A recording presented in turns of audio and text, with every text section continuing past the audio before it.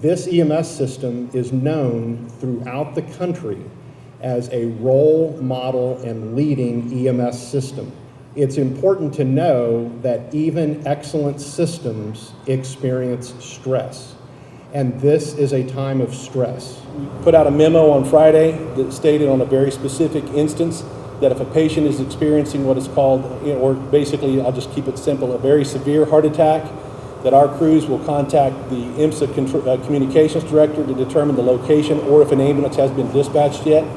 If an ambulance has not been dispatched or is greater than 20 minutes away, the next phone call our medics will make will be to someone from the medical director's office. The medic will then consult with the OMB or OMD and decide what is the best course of action to take for that patient, up to and including possibly our fire apparatus doing the transport. Now, this is something that we wouldn't normally do. We are not a licensed transport agency, but we find ourselves in a situation, again, where it may be necessary to save someone's life. Our personnel are paramedics. We have those at all stations. This is a situation where the paramedicine on scene can help, but it will not alleviate this. They really need to get to a cath lab with definitive care. But we knew these are situations waiting on the scene could be detrimental to that patient.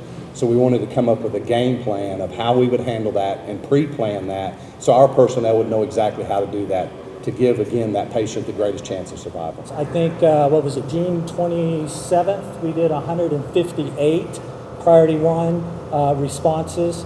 And historically, that's somewhere around 75 to 80 per day. It does change per day of week, but 158, you only see those numbers when there's like a tornado or a major disaster or something, but we are now seeing those in normal day-to-day operations.